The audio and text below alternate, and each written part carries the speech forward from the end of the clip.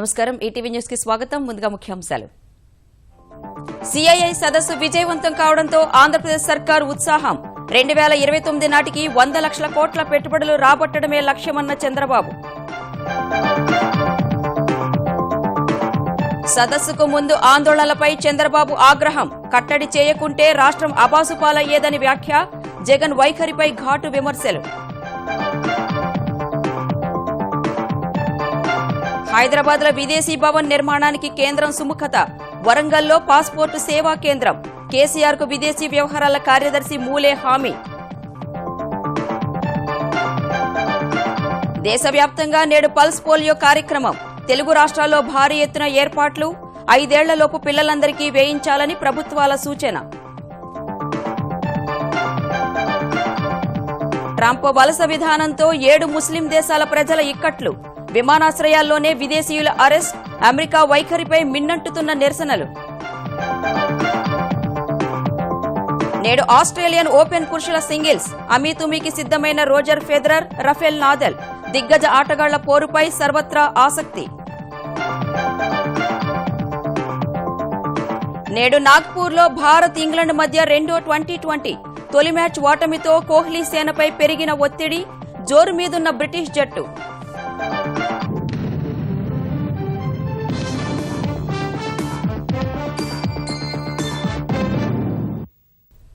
విశాఖ వేదికగా జరిగిన సిఐఐ భాగస్వామ్య సదస్సు అంచనాలకు మించి విజయవంతం కావడంతో ఆంధ్రప్రదేశ్ సర్కార్ తదుపరి కార్యాచరణపై దృష్టి పెట్టింది 2 రోజుల్లో 10,54,000 కోట్ల రూపాయల విలువైన ఒప్పందాలను చేసుకున్న చంద్రబాబు ప్రభుత్వం వాటన్నింటినీ కార్యరూపంలోకి తెస్తామని తెలిపింది ఆంధ్రప్రదేశ్ను పెట్టుబడుల సదస్సుకు శాశ్వత చిరునామాగా నిలుపుతామన్న ముఖ్యమంత్రి చంద్రబాబు 2029 కల్లా 100 లక్షల కోట్ల పెట్టుబడులు సాధించడమే లక్ష్యమని ప్రకటించారు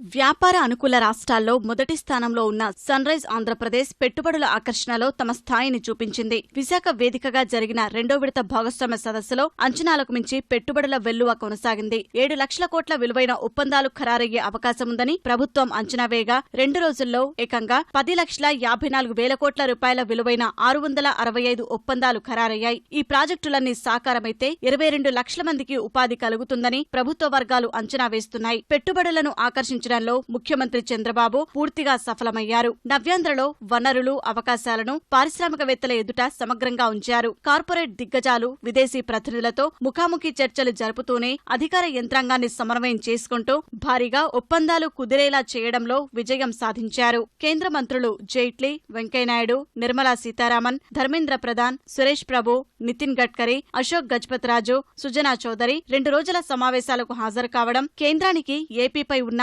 సానుకూల వైఖరిని స్పష్టం చేసింది ప్రధానంగా పెట్రోలియం శాఖ మంత్రి ధర్మేంద్ర ప్రధాన్ ఉపరితల రవాణా శాఖ మంత్రి నితిన్ గడ్కరీ వారి శాఖల నుంచి భారీ ఎత్తున అవగాహన ఒప్పందాలు కుదుర్చేందుకు సహకరించారు ఈ 2 శాఖల్లో ఉన్న ONGC GAIL HPCL Visakha port trust జాతీయ రహదారుల సంస్థలు ఏకంగా 2,25,000 కోట్ల రూపాయల విలువైన ఒప్పందాలు చేసుకున్నాయి ఒప్పందాలు కుదరడంతోనే సంతృప్తి చెందబోమని అవి కార్యరూపం దాల్చేంత వరకు వెంటపడతామని చంద్రబాబు స్పష్టం చేశారు ఇక్కడ నుంచి ఒక ఘట్టం అయింది రాబోయే 2029కి 1 కోటి లక్షలు పెట్టుబడులు రావాలి అంటే 100 లక్షల కోట్లు వస్తే అప్పుడు మనం అనుకున్న 12% 13% CAGR వస్తుంది దానివల్ల 1.5 crore ఎంప్లాయ్మెంట్ 1,50,00,000 మందికి ఎంప్లాయ్మెంట్ వస్తుంది రాష్ట్రానికి ఇప్పుడుండే $100 బిలియన్ $1 ట్రిలియన్ ఎకానమీ తయారవుతుంది ఆంధ్రప్రదేశ్ $1 ట్రిలియన్ ఎకానమీ కావాలి అది 2029 కావాలి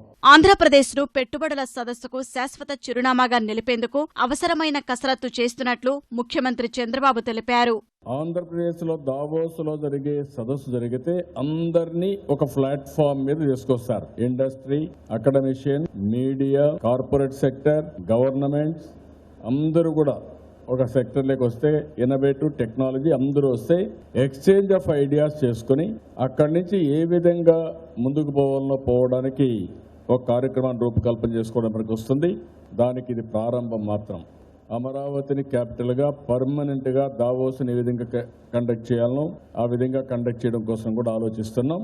అది ఏ విధంగా వర్కౌట్ చేయాలో వాటి వర్కౌట్ చేస్తాం. భారీ స్థాయిలో జరిగిన ఒప్పందాలు అమల్లోకి వస్తే దాదాపు 22 లక్షల ఉద్యోగాలు ఆంధ్రప్రదేశ్కు వస్తాయని భావిస్తున్న ప్రభుత్వం ఆ అవకాశాలను అందిపుచ్చుకోవడానికి యువతకు నైపుణ్య శిక్షణ ఇవ్వడంపై దృష్టి పెట్టింది. ప్రత్యేక హోదాపై ప్రతిపక్షాలు చేస్తున్న విమర్శలపై ముఖ్యమంత్రి చంద్రబాబు సీఐఐ భాగస్వామ్య సదస్సు ముగిసిన తరువాత మండిపడ్డారు. భాగస్వామ్య సదస్సుకు ముందు రోజు జరిగిన ఆందోళనల విషయంలో పోలీసులు సమర్థంగా వ్యవహరించారని కితాబిచ్చారు. సుదీర్ఘ రాజకీయ అనుభవం ఉన్న తనకు ఆంధ్రప్రదేశ్ అభివృద్ది కోసం ఏం చేయాలో తెలీదా అని విపక్షాలను చంద్రబాబు ప్రశ్నించారు. అభివృద్ది విషయంలో తన చిత్తశుద్దిపై విమర్శలు చేసే అర్హత ఎవరికీ లేదన్నారు. రోజు కానీ పోలీసులు సరిగా ఆ రాక్షసుల నుంచి కానీ ఈ యజ్ఞాన్ని కాపాడుకోకపోతే ఈరోజు అపహాస్యం అయిపోయేది. కంట్రీ కూడా అపహాస్యం పేరు వచ్చేది, మనకు అపహాస్యం అయ్యేది. పోలీసులు పట్టుకొని నేను సీఎం ఎవరితో మాట్లాడుతున్నాను, సీఎంతో మాట్లాడుతున్నావు అంటే ఎక్కడికి పోతున్నారు? ఏం చెప్పాలి? ఇలాంటివన్నీ మాట్లాడితే పాపం పోలీసులు కమ్మన ఓపిక్గా ఉన్నారు. ఇన్వెస్ట్మెంట్ ఎక్కడైనా సరే ఇప్పుడు అడుగుతున్న ఈ నాయకుల్ని వెళ్ళండి, మీరు స్పెషల్ స్టేటస్ ఇచ్చిన రాష్ట్రాలకు వెళ్ళండి. ఎన్ని ఇండస్ట్రీస్ వచ్చాయి 10-15 సంవత్సరాలు మీరు చెప్పండి నాకు. స్పెషల్ స్టేటస్ ఇచ్చిన రాష్ట్రాలు ఏమి అభివృద్ధి అయినాయో చూసి వచ్చి ఇప్పుడు చెప్తే దానిపైన మనం కూడా వింటాం. విద్య, ఉపాధి కోసం విదేశాలకు బాటపడుతున్న వారి వ్యవహారాల పర్యవేక్షణకు కేంద్ర రాష్ట్ర ప్రభుత్వాలు ఉమ్మడి కార్యాచరణ అమలు చేయాలని ముఖ్యమంత్రి కేసీఆర్ కేంద్రానికి సూచించారు. హైదరాబాద్ వచ్చిన కేంద్ర విదేశీ వ్యవహారాల కార్యదర్శి దానేశ్వర్ మూలేతో ప్రవాసీ వ్యవహారాలపై చర్చించిన కేసీఆర్ విదేశాల్లో రాయబార కార్యాలయాలను బలోపేతం చేసి అక్కడ ఇబ్బంది కలిగిన భారతీయులకు తగిన సాయం అందించాలని కోరారు. ప్రవాస తెలంగాణ ప్రజలకు సేవలందించేందుకు హైదరాబాద్లో విదేశీ భవన్ నిర్మిస్తే స్థలం కేటాయిస్తామని కేసీఆర్ తెలుపగా దానేశ్వర్ సానుకూలంగా స్పందించారు.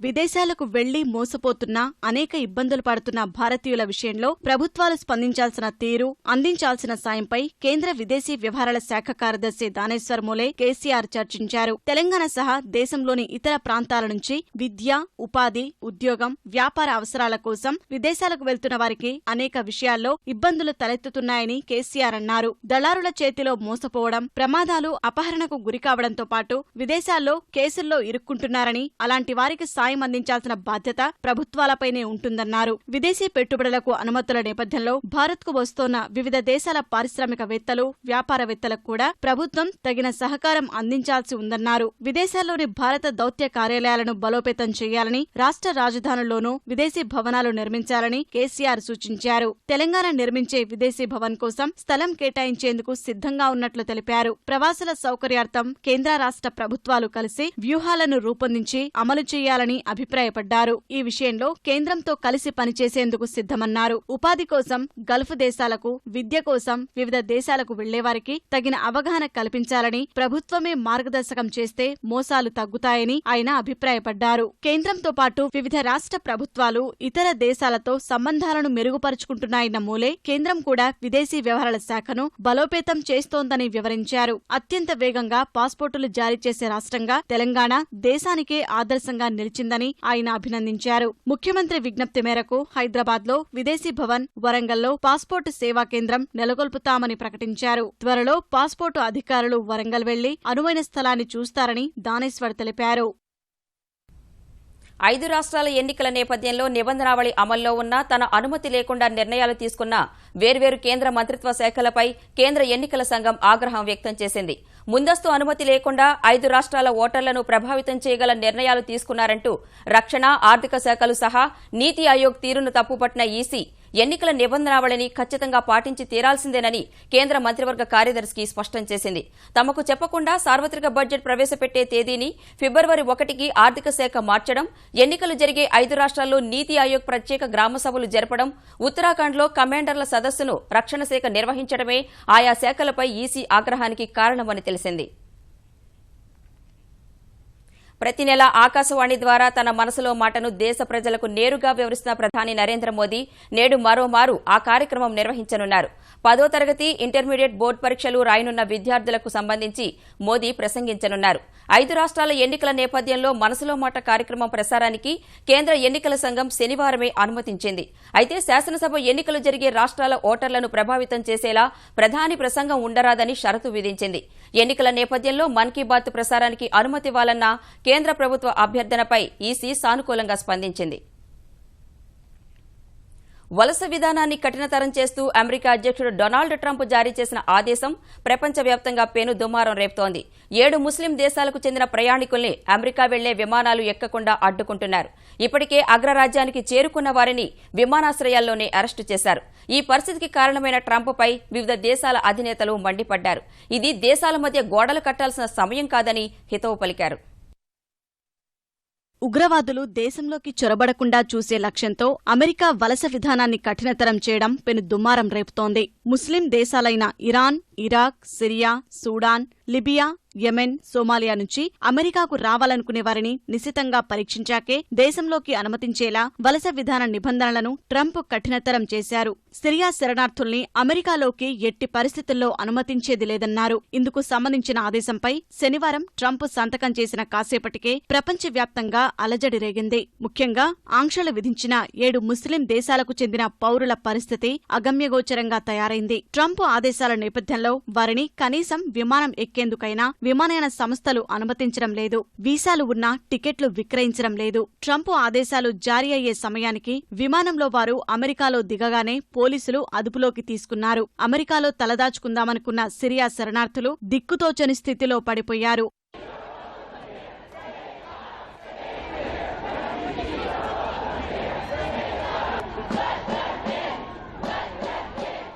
సిరియా శరణార్థులు 7 ముస్లిం దేశాల ప్రజల రాకపై ట్రంప్ ఆంక్షలు విధించడాన్ని వివిధ దేశాల అధినేతలు తీవ్రంగా తప్పుపట్టారు. దేశాల మధ్య గోడలు నిర్మించాల్సిన సమయం ఇది కాదన్న ఇరాన్ అధ్యక్షుడు రౌహానీ బెర్లిన్ గోడ ఎన్నో ఏళ్ల క్రితమే కూలిపోయిందన్న సంగతి గుర్తుపెట్టుకోవాలన్నారు. సమస్యకు గోడ పరిష్కారం కాదన్న టర్కీ ప్రధాని బినాలి ఇల్డిరిమ్ ఎవరైనా మార్పునకు అనుగుణంగా పయనించాల్సిందేనని అమెరికాకు సూచించారు. పశ్చిమ ఆసియాలో అంతర్యుద్ధం తర్వాత శరణార్థులకు ఆశ్రయం కల్పించడంలో ఐరోపా తన వంతు బాధ్యత నిర్వర్తిస్తుంటే ట్రంప్ మాత్రం అందుకు నిరాకరిస్తున్నారని ఫ్రాన్స్ అధ్యక్షుడు ఫ్రాంకోయిస్ హోలాండ్ మండిపడ్డారు. జాతి మతానికి అతీతంగా శరణార్థులకు స్వాగతం పలికే అమెరికన్ సంస్కృతిని కొనసాగించాలని ఐరాస కోరింది. ట్రంప్ నిర్ణయం దిగ్భ్రాంతి కలిగించిందన్న మానవ హక్కుల పోరాట సంస్థ ఆమ్నెస్టీ ఇంటర్నేషనల్ తక్షణమే ఆ ఆదేశాల్ని వెనక్కి తీసుకోవాలని డిమాండ్ చేసింది. ట్రంప్ ఆదేశాల నేపథ్యంలో టెక్ దిగ్గజం గూగుల్ అప్రమత్తమైంది. విదేశీ పర్యటనలో ఉన్న ఉద్యోగులు తక్షణమే అమెరికాకు తిరిగి రావాలని ఆదేశించింది. ఈ మేరకు ఉద్యోగులకు ఈమెయిల్ పంపిన Google CEO Sundar Pichai Trump నిర్ణయాన్ని విమర్శించారు. ఇతర దేశాల్లోని ప్రతిభావంతులు అమెరికాకు వచ్చేందుకు ట్రంప్ నిర్ణయం అడ్డంకిగా నిలుస్తుందని వ్యాఖ్యానించారు. ఆంక్షలు విధించిన 7 ముస్లిం దేశాలకు చెందిన 187 మంది ప్రస్తుతం గూగుల్లో పనిచేస్తున్నట్లు తెలిపిన సుందర్ ట్రంప్ ఆదేశాలతో వారిపై ఎలాంటి ప్రభావం పడుతుందోనని ఆందోళన చెందుతున్నట్లు చెప్పారు. అటు వలసదారులు శరణార్థుల పట్ల ట్రంప్ వైఖరిని ఫేస్బుక్ అధినేత మార్క్ జుకర్బెర్గ్ తీవ్రంగా తప్పుపట్టారు. అమెరికా వలసదారుల దేశమని గుర్తుచేసిన మార్క్ అవసరంలో ఉన్నవారిని శరణార్థుల్ని ఆదరించాల్సిన అవసరాన్ని గుర్తుచేశారు. ఇలాంటి ఆంక్షలు కొన్ని దశాబ్దాల క్రితమే విధించి ఉంటే తన భార్య ప్రిస్కిల్లా కుటుంబం అసలు అమెరికాకు రాలేకపోయేదని జుకర్బెర్గ్ వ్యాఖ్యానించారు. వలస విధానంపై సర్వత్రా తీవ్ర వ్యతిరేకత వ్యక్తమవుతున్న వేళ వివిధ దేశాధినేతలతో అమెరికా అధ్యక్షుడు డొనాల్డ్ ట్రంప్ ఫోన్లో మాట్లాడారు. జపాన్ ప్రధాని Shinzo Abe, Germany chancellor Angela Merkel, Russia అధ్యక్షుడు వ్లాదిమిర్ పుతిన్, ఫ్రాన్స్ అధ్యక్షుడు ఫ్రాంకోయిస్ హోలాండ్, ఆస్ట్రేలియా ప్రధాని మాల్కమ్ టర్నబుల్తో డొనాల్డ్ ట్రంప్ విడివిడిగా ఫోన్ సంభాషణలు జరిపారు. వలసదారులకు సంబంధించిన కొత్త విధానాన్ని తీసుకురావాల్సిన అవసరాన్ని వివరించడం సహా ఆయా దేశాలతో మైత్రి బలోపేతంపై ట్రంప్ చర్చలు జరిపినట్లు సమాచారం. అమెరికా, రష్యా రెండూ సమాన దేశాలన్న భావనతో బంధం బలపర్చుకోవాలని, సిరియాలో ఐఎస్ ఉగ్ర సంస్థపై సమన్వయంతో పోరాడాలని ట్రంప్, పుతిన్ తీర్మానించినట్లు రష్యా ప్రభుత్వ వర్గాలు వెల్లడించాయి. దేశవ్యాప్తంగా నేడు చిన్నారులకు పల్స్ పోలియో చుక్కలు వేయనున్నారు. తెలుగు రాష్ట్రాల్లోనూ ఈ మేరకు పూర్తిస్థాయిలో ఏర్పాట్లు చేశారు. 5 ఏళ్లలోపు చిన్నారులకు పల్స్ పోలియో చుక్కలు వేసేందుకు తెలంగాణ వ్యాప్తంగా 24,574 కేంద్రాలను ఏర్పాటు చేశారు. ఆంధ్రప్రదేశ్లోని 13 జిల్లాల్లో 35,866 పల్స్ పోలియో కేంద్రాలను సిద్దం చేశారు. ఇప్పటికే భారీ ఎత్తున అవగాహన కార్యక్రమాలను కూడా నిర్వహించారు. ప్రయాణాల్లో ఉన్న పిల్లల కోసం బస్టాండ్లు, రైల్వే స్టేషన్లలో సంచార కేంద్రాలను సిద్దంగా ఉంచారు. నేడు పోలియో చుక్కలు వేయించుకోలేకపోయిన పిల్లలకు ప్రత్యేక డ్రైవ్ ద్వారా రేపు, ఎల్లుండి వేయనున్నారు. విజయవాడ మెట్రో రైలు ప్రాజెక్టుకు లోగో రూపొందించేందుకు పోటీ నిర్వహిస్తున్నట్లు Amaravati metro rail MD Ramakrishna Reddy ప్రకటించారు. ఎంతో ప్రతిష్టాత్మకమైన ప్రాజెక్టుకు లోగో కూడా ఆకర్షణీయంగా ఉండాలనే ఉద్దేశంతో పోటీ ఏర్పాటు చేసినట్లు వెల్లడించారు. మంచి లోగోను తయారు చేసిన వారికి మొదటి బహుమతి 50,000, రెండో బహుమతి 30,000, మూడో బహుమతి 20,000 రూపాయలు ఇవ్వనున్నట్లు ఎండీ తెలిపారు. ఫిబ్రవరి 20వ తారీఖు వరకు ఇవన్నీ ఇన్వైట్ చేస్తాము. అప్పుడు ఒక కమిటీ కూర్చొని కమిటీ సెలెక్ట్ చేస్తాం అనమాట. First, second, third. మన స్టేట్కి సన్ రైజ్ స్టేట్ అని ఒక పేరు ఉంది కాబట్టి ఆ సన్ రైజ్ అంశం అందులోకి రావాలి. అమరావతికి సంబంధించిన హిస్టరీని ఏదో రకంగా మనం ఇందులోకి తీసుకురావాలి. అలాగే మెట్రో కనపడాలి. కుల వృత్తులన్నింటికీ ఉపాధి కల్పించే దిశగా తెలంగాణ ప్రభుత్వం ముందుకెళ్తోందని తెలంగాణ ఆర్థిక మంత్రి ఈటెల రాజేందర్ అన్నారు. కరీంనగర్ జిల్లా చొప్పదండిలో పలు అభివృద్ది పనులను ఆయన ప్రారంభించారు. తరువాత బహిరంగ సభలో పాల్గొన్న ఆయన చొప్పదండి నియోజకవర్గంలోని ప్రతి ఎకరాకు తెరాస ప్రభుత్వం నీరందిస్తుందని హామీ ఇచ్చారు. నీరు ఉంటే అన్ని కుల వృత్తులకు ఉపాధి దొరుకుతుందన్నారు. సమీకృత జిల్లా కలెక్టరేట్ భవనాల నిర్మాణానికి యుద్ద ప్రాతిపదికన భూములు ఎంపిక చేసి ప్రతిపాదనలు పంపాలని తెలంగాణ ప్రభుత్వ ప్రధాన కార్యదర్శి ఎస్పీ సింగ్ కలెక్టర్లను ఆదేశించారు. నూతన కలెక్టరేట్ల నిర్మాణంపై కలెక్టర్లతో వీడియో కాన్ఫరెన్స్ నిర్వహించిన ఆయన కలెక్టరేట్ గదుల్లో లైటింగ్ అవసరం లేకుండా సహజంగా ధారాళంగా వెలుతురు ఉండేలా ప్రతిపాదనలు సమర్పించాలని సూచించారు. ప్రజలు సౌకర్యంగా కూర్చునేలా వేచి ఉండే గదులకు ప్రతిపాదనలు ఇవ్వాలని కోరారు. ఆక్రమణలు లేని వివాదాస్పదం కాని భూములను గుర్తించాలని స్పష్టం చేశారు. జిల్లాలోని అసైన్డ్ భూముల వివరాలను నిర్దేశిత నమూనాలో వచ్చే నెల 10లోపు సమర్పించాలని ఆదేశించారు. దేశ స్వాతంత్ర్యం కోసం ప్రాణత్యాగం చేసిన అమరవీరుల జ్ఞాపకార్థం అన్ని జిల్లాల్లో సోమవారం ఉదయం 11 గంటల 2 నిమిషాల పాటు మౌనం పాటించాలని తెలంగాణ సాధారణ పరిపాలనా శాఖ కార్యదర్శి అదర్ సిన్హా తెలిపారు. ట్రాఫిక్ను కూడా 2 నిమిషాల పాటు నిలిపి మౌనం పాటించేలా చర్యలు తీసుకోవాలని ఆదేశించారు. సలహాదారుల పేరుతో తెలంగాణ సర్కార్ కొందరికి కేబినెట్ హోదా కల్పించడాన్ని సవాల్ చేస్తూ తెలుగుదేశం శాసనసభ పక్ష నేత రేవంత్ రెడ్డి హైకోర్టులో ప్రజా ప్రయోజన వ్యాజ్యం దాఖలు చేశారు. రాజ్యాంగం ప్రకారం ఇలా కేబినెట్ హోదా ఇవ్వడం చెల్లదని తన వ్యాజ్యంలో రేవంత్ రెడ్డి పేర్కొన్నారు. ఈ అంశంపై గతంలో గుత్తా సుఖేందర్ రెడ్డి వ్యాజ్యం దాఖలు చేశారని, ఆయన తెరాసలో చేరిన తరువాత వ్యాజ్యంపై పట్టించుకోవడం లేదని హైకోర్టు దృష్టికి తెచ్చారు. తెలంగాణ ప్రభుత్వం రాజ్యాంగ విరుద్ధంగా తనకు నచ్చిన వారికి కేబినెట్ హోదా కట్టబెడుతోందని ఆరోపించారు. తెలంగాణలో 119 మంది ఎమ్మెల్యేలు, ఓ నామినేటెడ్ ఎమ్మెల్యే ఉన్నందున రాజ్యాంగం ప్రకారం 15% మందికే కేబినెట్ హోదా ఇవ్వాల్సి ఉంటుందని పేర్కొన్నారు. హైదరాబాద్ నగరాన్ని పరిశుభ్రంగా ఉంచే కార్యక్రమంలో భాగంగా ఏడాది పొడవునా నాలాల్లో పూడికతీత పనులు కొనసాగించాలని జీహెచ్ఎంసీ నిర్ణయించింది. ఇందుకోసం 30 కోట్ల రూపాయలతో టెండర్లు ఆహ్వానించింది. జీహెచ్ఎంసీ పరిధిలో దాదాపు 1000 కిలోమీటర్ల విస్తీర్ణంలో మురుగునీటి కాలువలు, వర్షపు నీటి కాలువలు ఉన్నాయి. ఏటా వర్షాలనికి నెల ముందు వాటిలో పూడిక తీసేవారు. టెండర్ల ప్రక్రియలో జాప్యం వంటి కారణాలతో వర్షాలు ప్రారంభమైనా పూడిక పనులు పూర్తి కాకపోవడం, పూడిక మట్టిని నాలాల పక్కనే వేయడం వల్ల తిరిగి పూడిపోవడం లాంటి సమస్యలు తలెత్తుతున్నాయి. ఈ సమస్యకు పరిష్కారంగా మంత్రి కేటీఆర్ సూచన మేరకు ఏడాదంతా పూడిక తీసేందుకు జీహెచ్ఎంసీ సిద్దమైంది. మెరీనా బీచ్ పరిసర ప్రాంతాల్లో 15 రోజులు 144 సెక్షన్ విధిస్తున్నట్లు చెన్నై పోలీస్ కమిషనరేట్ ప్రకటించింది. ఇటీవల జల్లికట్టుకు మద్దతుగా మెరీనా తీరంలో యువత చేపట్టిన ఆందోళన హింసాత్మకంగా మారింది. ఈ నేపథ్యంలో అదే ప్రదేశంలో ఆదివారం ఒక సమావేశం ఏర్పాటు చేసేందుకు సామాజిక మాధ్యమాల ద్వారా ఓ గ్రూప్ ఆహ్వానం పలికింది. ఈ విషయం తెలుసుకున్న చెన్నై పోలీస్ కమిషనరేట్ అన్నా సమాధి నుంచి ఫోర్ షోర్ ఎస్టేట్ వరకు ఉన్న 5 కిలోమీటర్ల పరిధిలో నిన్న అర్ధరాత్రి 12 గంటల నుంచి వచ్చే నెల 12 వరకు 144 సెక్షన్ విధిస్తున్నట్లు ప్రకటించింది. ఈ ఉత్తర్వు ప్రకారం మెరీనా తీరంలో ఎలాంటి నిరసన, ఆందోళన, అనధికార సమావేశాలు, నిరాహార దీక్షలు, ర్యాలీలు, మానవహారాలు చేపట్టరాదు. వ్యాహ్యాళి, వినోదం, ఆహ్లాదం, ఉదయపు నడకపై మాత్రం నిషేధాజ్ఞలు ఉండబోవని చెన్నై పోలీస్ కమిషనరేట్ విడుదల చేసిన ప్రకటనలో తెలిపింది.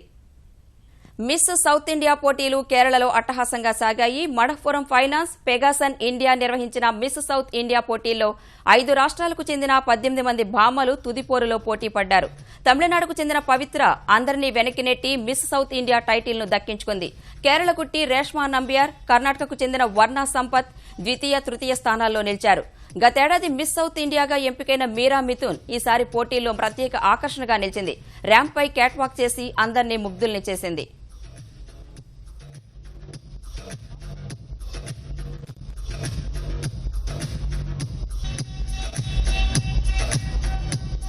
Pavitra is the new face of Miss South India.